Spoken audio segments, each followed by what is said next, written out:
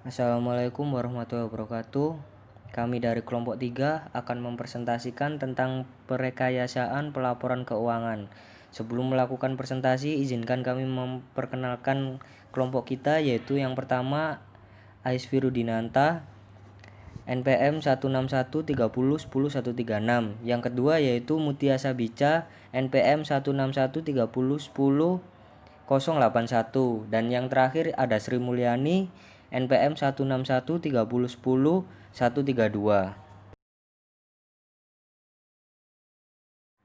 Yaitu selanjutnya perekayasaan pelaporan keuangan. Proses pemikiran logis dan objektif untuk membangun kerangka konseptual dalam menetapkan pabu suatu negara untuk memenuhi tercapainya tujuan negara, terutama pada usaha mikro. Proses perekayasaan sendiri adalah struktur dalam proses akuntansi yang menggambarkan bagaimana informasi keuangan disediakan dan dilaporkan untuk mencapai tujuan ekonomi dan sosial negara. Pengertian ini lebih luas daripada apa yang dideskripsikan oleh Finance Accounting Standard Board, yaitu FASB.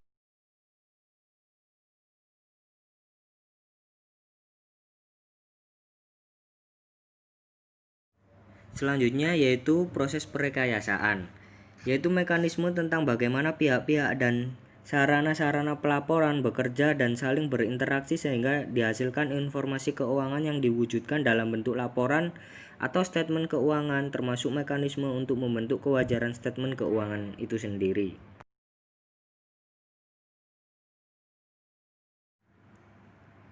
Selanjutnya yaitu perekayasaan sebagai proses deduktif, yaitu di sini dijelaskan perekayaan sebagai proses deduktif itu sendiri ada 8 perekayasaannya, yaitu yang pertama pernyataan postulat yang menggambarkan karakteristik unit-unit usaha dan lingkungannya. Yang kedua, pernyataan tentang tujuan pelaporan keuangan yang diturunkan dari pernyataan postulat. Dan yang ketiga, evaluasi tentang kebutuhan informasi oleh pihak yang dituju dan kemanapun pemakai untuk memahami. Yang keempat, yaitu penentuan atau pemilihan tentang apa yang harus dilaporkan. Kelima, evaluasi tentang pengukuran dan proses penyajian untuk mengkomunikasikan informasi tentang perusahaan dan lingkungannya.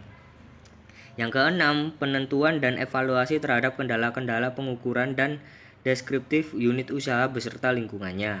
Yang ketujuh, pengembangan dan penyusutan pernyataan umum yang dituangkan dalam bentuk suatu dokumen resmi yang menjadi pedoman umum dalam menyusun standar akuntansi. Yang kedelapan yaitu perancang bangunan struktur dan format sistem informasi akuntansi yang untuk menciptakan, menangkap, meringkas, dan menyajikan informasi sesuai dengan standar atau prinsip akuntansi yang berterima umum.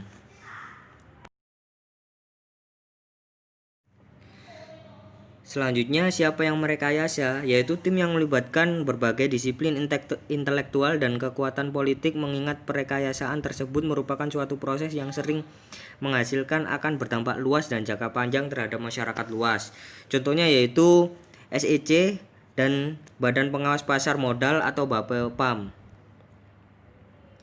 Selanjutnya yaitu aspek sinematik dalam perekayasaan. Aspek atau langkah keempat dan kelima dalam penalaran logis yang dikemukakan Hendrik merupakan langkah yang kritis dalam proses perekayasaan karena hasilnya akan menentukan bentuk, isi, susunan, dan lingkung statement keuangan. Yaitu proses sinematik adalah memilih dan menyimbolkan objek fisik kegiatan perusahaan yang relevan menjadi objek statement keuangan. Dan slide selanjutnya akan dijelaskan oleh rekan saya, Mutia Sabica. Selanjutnya yaitu proses seksama. Untuk mencapai kualitas yang tinggi dan andal, proses perekayasaan harus dilakukan melalui tahap-tahap dan prosedur yang seksama dan teliti. Hal ini diperlukan mengingat dokumen yang dihasilkan akan mempunyai status sebagai pernyataan resmi atau statement yang mempunyai tingkat keakuratan tinggi. Berikut ini adalah proses seksama yang dilaksanakan FASB dalam menyusun pernyataan resmi. Yang pertama yaitu mengevaluasi masalah. Dalam tahap ini, FASB mengidentifikasi masalah, akuntansi, dan pelaporan. Bila memenuhi kriteria untuk ditindaklanjuti dalam bentuk standar, masalah tersebut dimasukkan dalam agenda persidangan FASB. Yang kedua, mengadakan riset dan analisis. Tugas ini biasanya dilakukan oleh staf teknis FASB dan satuan tugas yang terdiri dari ahli di luar FASB yang ditunjuk atau dikomisi oleh FASB. Hasil analisis diterbitkan dalam bentuk laporan riset. Yang ketiga yaitu menyusun dan mendistribusi memorandum diskusi kepada pihak yang berkepentingan. Memorandum ini berisi analisis terinci semua aspek masalah yang telah disidangkan pada tingkat awal. Yang keempat, mengadakan dengar pendapat umum untuk membahas masalah yang diungkapkan dalam memorandum diskusi. Yang kelima, menganalisis dan mempertimbangkan tanggapan publik atas memorandum diskusi, baik dari dengar pendapat maupun dari tanggapan tertulis. Yang keenam, menerbitkan draft awal standar yang diusulkan yang dikenal dengan nama exposure draft untuk mendapatkan tanggapan tertulis dalam waktu 30 hari setelah penerbitan. Yang ketujuh, menganalisis dan mempertimbangkan tanggapan tertulis terhadap exposure draft. Yang kedelapan, memutuskan apakah jadi menerbitkan suatu statement atau tidak. Statement dapat diterbitkan jika mayoritas anggota menyetujui. Yang kesembilan, menerbitkan statement yang bersangkutan. Dari semua prosedur ini mengisyaratkan bahwa suatu statement memerlukan waktu yang cukup lama untuk dapat disahkan dan diterbitkan.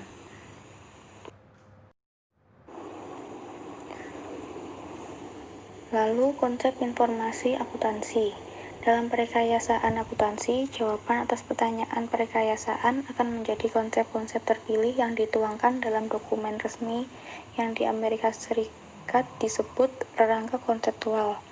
Bila operasi akuntansi dianalogi dengan kegiatan kenegaraan, rangka konseptual dapat dianalogi dengan konstitusi, sedangkan prosesnya dapat dianalogi dengan proses pemikiran dalam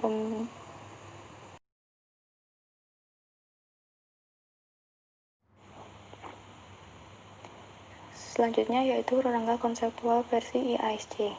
Rangka konseptual versi IASC disebut Framework for the Preparation and Presentation of Financial Statement dan diterjemahkan oleh IAI sebagai kerangka dasar penyusunan dan penyajian laporan keuangan.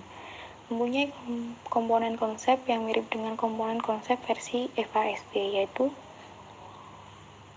yang pertama, the objective of financial statement, yang kedua, underlying assumption, yang ketiga, qualitative characteristic of financial statement, yang keempat, the element of financial statement, yang kelima, recognition of the element of financial statement, yang keenam, measurement of the element of financial statement, yang ketujuh, concept of capital maintenance and the determination of profit.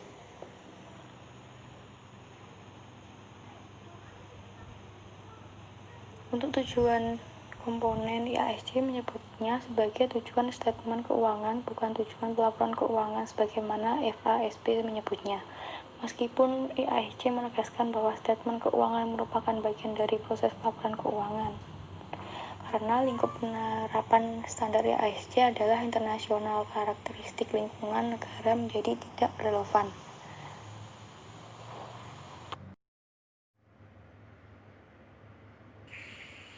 Aspek pendidikan. Secara spesifik, FASB menyebutkan bahwa penalaran dan argumen yang melekat dalam tiap penjelasan konsep-konsep dalam kerangka konseptual versi FASB membentuk seperangkat pengetahuan yang dapat dipandang sebagai suatu teori deduktif normatif untuk memahami lebih baik mengapa konsep tertentu dipilih, bukan yang lain dan apa implikasinya. Validasi teori ini dapat dievaluasi atau diverifikasi atas dasar penalaran logis yang melandasi tiap argumen.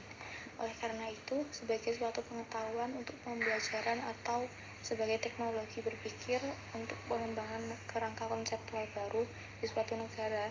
Kerangka konseptual FAST lebih unggul dibanding kerangka konseptual versi IASC. Selanjutnya yaitu 3 pengertian penting. Yang pertama, prinsip akuntansi, yaitu segala ideologi, gagasan, asumsi, konsep, postulat, kaidah, prosedur, metode, dan teknik akuntansi yang tersedia baik secara teoritis maupun praktis yang berfungsi sebagai pengetahuan. Yang kedua, standar akuntansi, merupakan konsep, prinsip, metode, teknik, dan lainnya yang sengaja dipilih atas dasar kerangka konseptual oleh badan penyusun standar atau yang berwenang untuk diberlakukan dalam suatu lingkungan atau negara dan dituangkan dalam bentuk dokumen resmi guna mencapai tujuan pelaporan keuangan negara tersebut. Yang ketiga yaitu prinsip akuntansi berterima umum. Kerangka konseptual yang berfungsi semacam konstitusi hanya memuat konsep-konsep umum yang secara keseluruhan dapat dianggap sebagai konstitusi akuntansi di suatu negara. Dengan kata lain, bila transfer teknologi dalam pengertian penalaran logis untuk pembelajaran teori akuntansi harus dipilih, kerangka konseptual versi FASB merupakan sumber yang tepat. Di bidang akuntansi berharga dalam pengajaran teori akuntansi yang mempunyai dampak dalam perbaikan atau pemajuan praktik. Oke, selanjutnya di sini mengenai definisi PABU ya. PABU memberikan batasan atau definisi berbagai elemen pos atau objek statement keuangan atau istilah yang digunakan dalam pelaporan keuangan agar tidak terjadi kesalahan klasifikasi oleh penyusun dan kesalahan interpretasi oleh pemakai. Definisi PABU ini akan sangat kritis untuk elemen atau pos statement keuangan. Dengan demikian, elemen pos atau istilah dengan cermat diharapkan pemakai laporan mengartikan simbol-simbol tersebut sebagai pengertian yang sesuai dalam definisi standar akuntansi. Misalnya ini dalam PABU, pos kas didefinisikan sebagai uang tunai atau alat-alat lain yang disamakan dengan uang tunai. Sedangkan dalam pengertian umum, kas ini disamakan dengan uang tunai. Jadi yang di sini PABU ini memberikan pengertian yang lebih dalam, yang lebih rinci begitu ya. Oke, saya lanjut.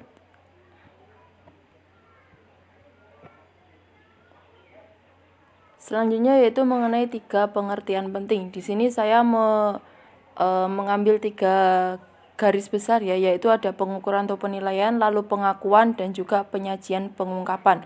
Yang pertama yaitu pengukuran penilaian, penentuan jumlah rupiah yang harus dilekatkan pada suatu objek yang terlibat dalam suatu transaksi keuangan. Itu adalah pengertian dari pengukuran sendiri.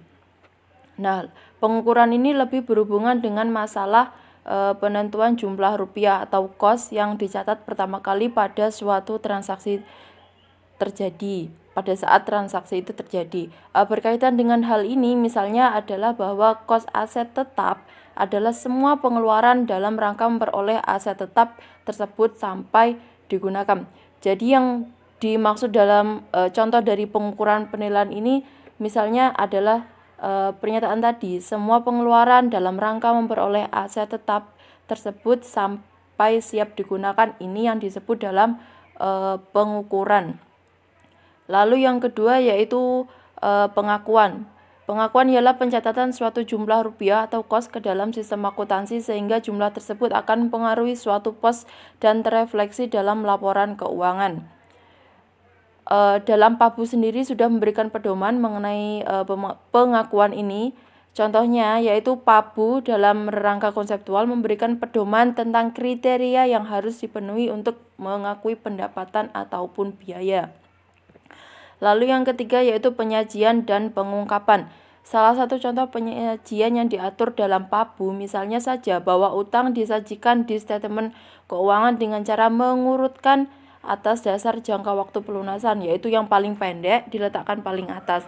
Dengan hal-hal pokok yang diatur dalam rangka PABU seperti diuraikan, diharapkan bahwa statement keuangan ditafsirkan dengan benar dan tidak menyesatkan pemakainya. Termasuk dalam pengertian pengungkapan ini ialah masalah penentuan masuk tidaknya informasi yang bersifat kualitatif ke dalam seperangkat statement keuangan. Lalu yang selanjutnya yaitu adalah otoritas rangka konseptual. Di sini saya mengambil 4 garis besar untuk menjadikan kata kunci. Oke, saya bahas yaitu yang pertama yaitu tingkat 4 kanan dalam Rubin dan di hierarki E dalam SAS nomor 69. Nah, tingkat yang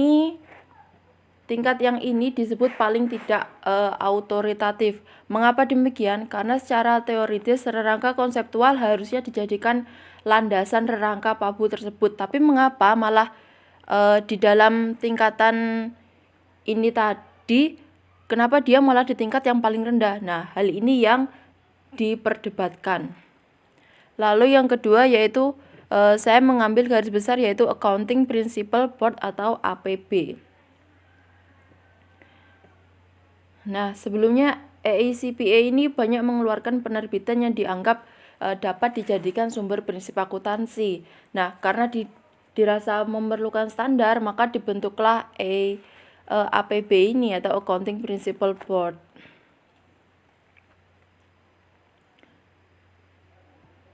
Nah, lalu yang ketiga yaitu Financial Accounting Standard atau FASB. Mengapa saya mengambil garis besar ini? Karena sebelumnya APB ini adalah bentukannya dari AICPA. Nah, karena bentukannya AICPA dianggap tidak netral, dianggap bisa menguntungkan auditor dan kliennya karena tidak ada wakil dari pemakai laporan yang duduk dalam keanggotaan APB. Lalu terbentuklah sebuah badan yang bernama FASB. FASB ini tidak berada di bawah AICPA. Jadi dia itu adalah lembaga yang berdiri sendiri. Jadi dia itu konsepnya netral. Lalu yang keempat yaitu mengatasi masalah inkonsistensi dan konflik antar standar. Nah, jadi adanya FASB ini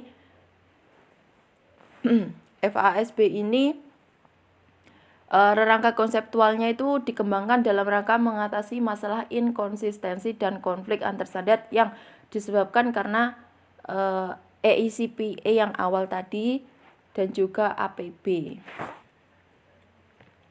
Oke, selanjutnya yaitu struktur akuntansi. Di sini proses perekayasaan telah selesai serta diaplikasi, rangka pedoman PABU telah ditentukan, dan secara operasional pelaporan keuangan telah berlangsung sehingga dihasilkan informasi keuangan yang diwujudkan dalam bentuk statement keuangan, termasuk fungsi auditor untuk menentukan kewajaran statement keuangan. Lalu selanjutnya yaitu fungsi auditor independen. Peran auditor independen sangat diperlukan untuk mengaudit apakah statement keuangan benar-benar telah disajikan sesuai dengan PABU. Hasil pengauditan dituangkan oleh auditor dalam bentuk laporan auditor. Keyakinan pemakai terhadap statement keuangan akan menjamin bahwa tujuan pelaporan keuangan telah tercapai pada gilirannya tujuan nasional juga tercapai. Jadi kalau sudah satu tujuan tercapai, maka tujuan selanjutnya akan juga tercapai.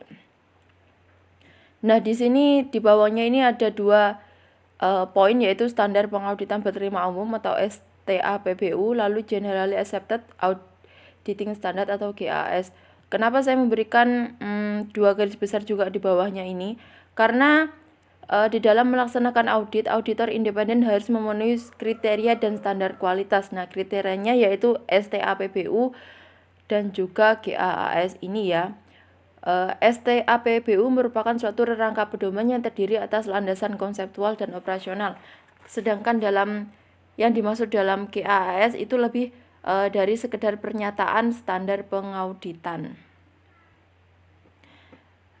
Saya lanjut, next, yaitu kesimpulan. Jadi kalau dari yang sudah dijelaskan dari awal sampai akhir, di sini kami mengambil 2 kesimpulan, yaitu yang pertama, perekayasaan pelaporan keuangan adalah proses pemikiran logis, deduktif, dan objektif untuk memilih dan mengaplikasi ideologi, teori, konsep dasar, teknik, prosedur, dan teknologi yang tersedia secara teoritis dan praktis untuk mencapai tujuan negara melalui tujuan pelaporan keuangan dengan mempertimbangkan faktor sosial, ekonomi, politik, dan budaya negara.